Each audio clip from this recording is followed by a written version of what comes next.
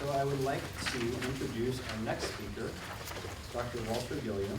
Dr. Gilliam is the director of the Edward Zigler Center for Child Development and Social Policy, an associate professor of child psychiatry and psychology at the Child Study Center, Yale School of Medicine.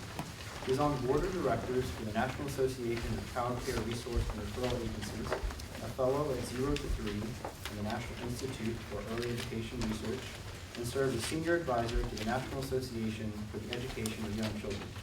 Dr. Gilliam is co-recipient of the 2008 Ronald Meyer Award in Education for the co-authored book, A Vision for Universal Preschool Education. Dr. Gilliam's research focuses on early childhood education, ways to improve the quality of pre-kindergarten and child care services, and of particular interest today, he's going to be talking about how schools address behavioral health issues and suspension and expulsion policies, for which he is the expert. And so we're so pleased that he is here today to speak with us. He, like Michael, has been featured in every possible news outlet, and I'd like to welcome you to the stage and look forward to your remarks. Like our last speaker just said, boys have it rough. They are less likely to survive gestation. If they do survive gestation, they are less likely to survive the first year. If they survive the first year, they're more likely to have developmental delays and chronic health conditions in relationship to girls. What I'm here to talk to you about, as soon as we can get some slides up, that's okay, is about children being expelled from preschool programs. This is a line of work that I've been conducting for the past 10, 12 years. I can start off by saying this. Preschool expulsion is not a child behavior. It is an adult decision. That's what it is. And that adult decision may be informed in part on the basis of the behavior of the child, but there's a whole host of other factors that come into play that also help explain why a child is actually being expelled. While we're waiting for the slides to come up, I'm just going to go ahead and just preface some things that aren't so slide dependent. I can tell you this. We started conducting this research about 12 years ago or so. I was getting ready to conduct a study of children being, of state-funded pre-K programs, of what these state-funded pre-kindergarten programs look like across the nation, surveying about 4,000 classrooms, asking teachers a wide variety of questions regarding what the programs were like, and then trying to figure out what things give rise to better policy adherence. Is it per child spending? Is it where the programs are located? Basically, what allows us to be able to know that our programs look anything at all like the statements that were being issued out of state capitals. And so as we were collecting this data, at the same time at Yale, I was supervising child psychiatrists, child psychologists, developmental pediatricians, watching them from the other side of the mirror as they were working with young children, because they were all learning how to work with children younger than 5. Contrary to the beliefs of a lot of people, children are not born at 5. We have children who are younger than 5, and many of our professionals don't really know how to work with them. So, watching from the other side and noticing that many of the children who were being referred to Yale for an evaluation were referred to Yale because they had been kicked out of a preschool program or a child care program, or because they were told if they do not come to a place like Yale for an evaluation, they will be kicked out of a, basically I was used as a threat. Go get an evaluation, we will kick this child out. So like a good researcher, I went to the research and tried to figure out what it is that we could learn about children being expelled from preschool programs. And what we basically found was this. There was nothing published on it, nothing at all. So we took advantage of the fact that we were getting ready to collect data on a random sample representation of the entire country of state-funded pre-K programs, 4,000 teachers, and wove in some questions about children being expelled just to find out what can we know about the rate of it, what predicts it, what else can we learn about who is most likely to be expelled. And then this presentation basically is a little glimpse into what it was that we found. Next slide, please. So about a year and a half ago now, let's skip that. About a year and a half ago now, the U.S. Department of Education's Office of Civil Rights issued a report. And in that report, it was a report basically documenting the rate at which children were being expelled from preschool programs. First time ever that data were collected by the government. And you can see 2 of the findings there. Black children make up 18% of the preschool enrollment, but 48% of preschool children suspended more than once. Now, you don't have to do complicated statistical analyses to tell that that is very disproportional. Just like the next one, boys receive more than 3 out of 4 preschool suspensions. Again, you don't have to squint to be able to see that that's a big disparity. Let me tell you the backstory of this. The backstory of this was that these data were collected by the Office of Civil Rights, U.S. Department of Education, in large part because of the request of one Congressman, Danny Davis, and the Congressional Black Caucus, because of some research that we had collected before.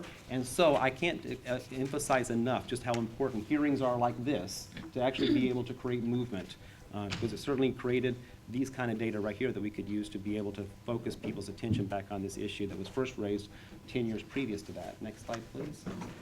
So let's flash back to 2005 so we can talk a little bit about why these data were collected in the first place. So, as I said before, we were conducting this study. It was going to start out as a relatively dry study, but then we livened it up by looking at children being expelled from preschool programs by adding a few questions into it. Next slide, please. Next. So basically the question was this, asking about 4,000 teachers nationwide, over the past 12 months, have you ever required a child to terminate participation from your program because of a challenging behavior? Do not include children who are transitioned directly from your program to special education preschool program, therapeutic preschool program, or some other more appropriate setting. So basically we were talking about children who were permanently kicked out of the program. Basically the capital punishment of education. There's no more severe sanction that you can ever place on a child than say, you can no longer come back. And those were the children that we wanted to know about. Those children who were permanently told you cannot come back to this preschool program. Next slide, please. So what was it that we found? Click. First, 10% of the pre-K teachers expelled at least one child in the past 12 months. Now, these are state-funded preschool programs, largely in the public schools. About 2/3 of them were public schools, all coordinated through a State Department of Education. In other words, these were programs designed specifically for the education of children in order for them to be more school-ready. These were not child care programs on the whole. These were fairly regulated programs. 10% of them, at least one expulsion in the past 12 months. Click. Usually it was only one child, sometimes 2 children. Click. Sometimes 3 children, sometimes 4 children in the past 12 months in that same classroom. When we piloted this study in child care programs, we found in the state of Massachusetts one child care provider who reported expelling 6 children out of a class of 16 in the course of 12 months. That's a lot of expulsion. And again, like I said before, expulsion is not a child behavior, it is an adult decision. And when you see numbers like that, it makes you wonder whether or not the child's behavior alone could truly account for that. Next slide, please. When we divided the number of children being expelled by the number of children enrolled, this is the rate that we found, 6.7 expulsions per 1,000. Compared that to Office of Civil Rights data collected at about the same time, K through 12, and that's what we found for K through 12. In other words, preschool children, 3 and 4 years old, expelled at over 4 times the rate of children in K through 12 combined. Next slide. But that's state-funded preschool programs. When you look at child care programs, the rates are even higher. Detroit, Michigan, 28 expulsions per 1,000. Massachusetts, this is our pilot study, 27 expulsions per 1,000 children enrolled. 39% of the classrooms. And on average, a classroom is about 16, 17, 18 children. 39% of those classrooms in the past year expelling at least one child. Go down to the bottom there, you can see Illinois, 42% of the centers reporting at least one expulsion. What's unique about that study is those were infant toddler centers. These were centers serving 0s, 1s, and 2s. 42% of them expelling at least one child in the past 12 months. There was one case where there was a child expelled from the program. Well, by the way, can you guess what is the #1 cause of being expelled from a child care program if you're in the infant or toddler? Biting. Yeah, so there was a child who was biting, and that child was expelled for biting, and so was his sister. Why? Because they had a policy that said that they enrolled families. So if you're the sister of a biter, then that child was expelled as well. Next slide, please. So if we were to graph it out, this is K through 12, this is pre-K, this is child care, in terms of the rates of expulsion for children in the United States. Next slide, please. And if you're good with geography, you can figure out where your state is. And if your state is red, then you're in a hot spot for expulsions from state-funded pre-K program.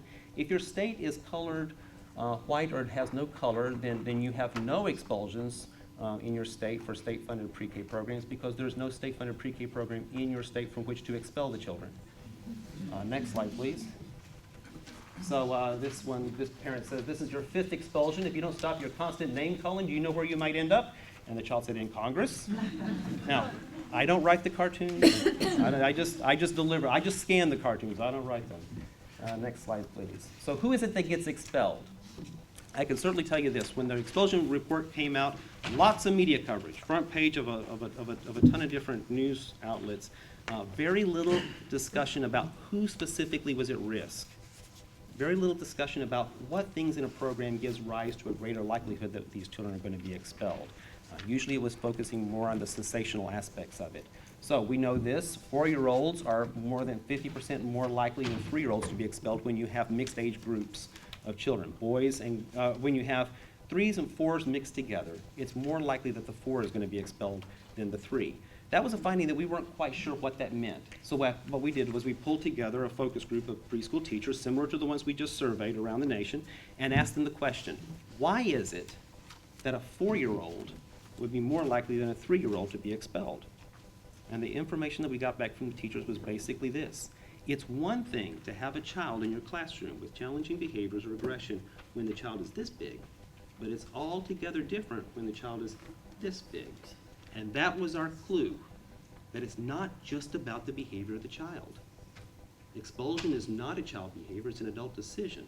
And in part it had to do with the perception of that teacher as to whether that child could hurt another child, and whether somebody would be held liable, and whether that liability could fall upon the teacher. Important to understand. So, boys, 3.5 times as likely as girls. That's our topic for the day. African American children, twice the rate of European American children. And if you're a boy and African American, it's not a double whammy, it's more like a quintuple whammy in terms of your risk status. Let me tell you something as a quick diversion to the side. In the United States, we have preschool programs, Head Start programs, state-funded pre-K programs. In large part, these programs exist because we've been able to successfully make the argument that investing in preschool programs is truly an investment, that it reaps dividends in the long run. There are studies like the Perry Preschool program in Ypsilanti, Michigan. Every dollar that went into the program yielding back $7.14 in societal savings by the time the children were 27 years old, $17 by the time the children were 35 years old, on and on and on. There's 3 main studies that have cost-benefit analyses attached to them and are longitudinal enough to be able to show that the money that goes into it yields returns later on. These are the 3 studies that we use basically to justify almost all of the preschool programming that we have in America. Those 3 are the Perry Preschool Project in Ypsilanti, Michigan, Abecedarian Project in North Carolina, and the Chicago Child Parent Centers. A lot of people know about the studies. A lot of people know what the findings are. But I'll tell you something that a lot of people, even in the fields of education and early education, do not know. Perry Preschool Project, 123 children, every one of them African American. Chicago, the Abecedarian Project, North Carolina, 98% African American. The Chicago Child Parent Centers, 93% African American. What we're basically doing is we're taking data that belong to African American children, using it to justify the creation of a program for all of our children. And then when nobody's looking, we expel those children who gave us the data in the first place out the back door.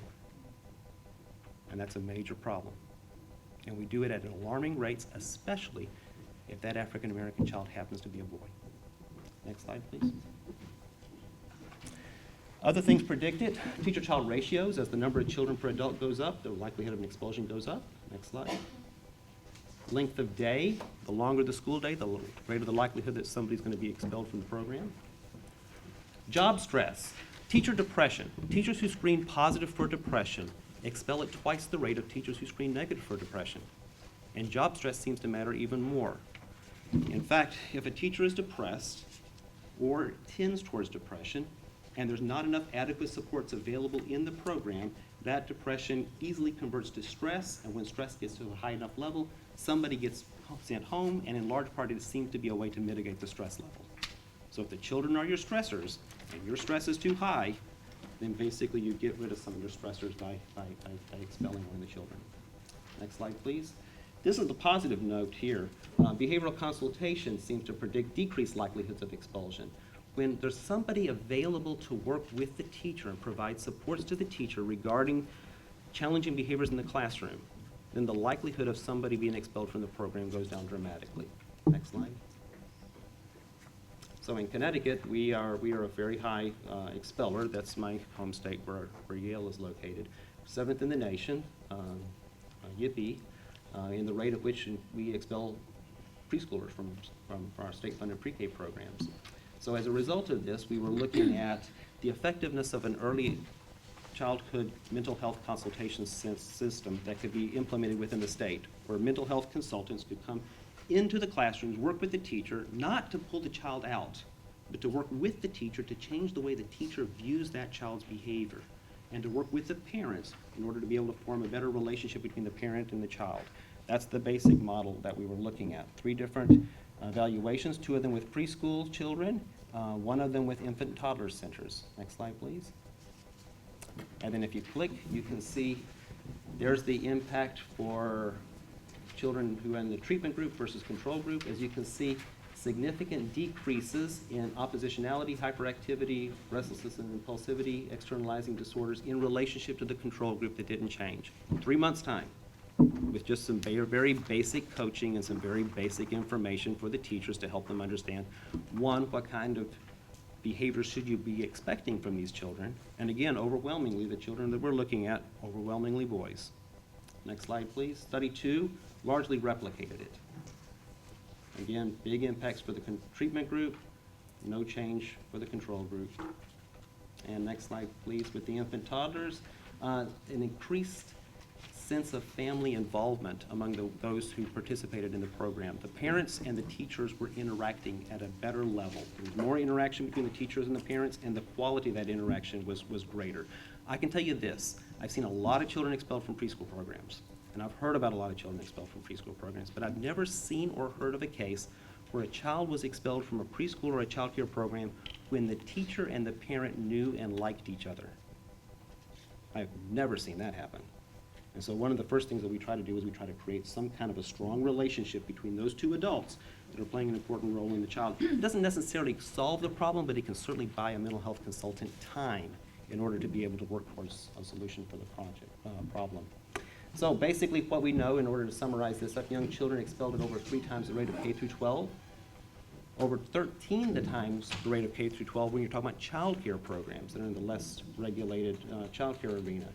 Expulsion undermines our national, state, and local investment in early childhood education. Why? Because the children who are more likely to be expelled are the children that we know give us the return on investment in the program in the first place. It's like kicking people out of a service who are ultimately the people who are giving you the return on investment from that service. It doesn't make any sense from a business model. If we think of early care and education as an investment, the children who are being expelled from the programs are the last children you would ever want to expel. I would rather you expel the well-behaved children than expel the children who need the service. Boys and African-American children are disproportionately impacted. There are low-cost, scalable interventions such as early childhood mental health consultation, which I described right now, that could certainly go a long way in decreasing the likelihood of expulsions and suspensions. Next slide. And then you can see here some ideas basically for where we need to go. And basically it's 1, we need to understand a little bit more about exactly where do these challenges begin, and why exactly is it that boys are more likely to be expelled than girls, and African Americans more likely to be expelled than non-African Americans?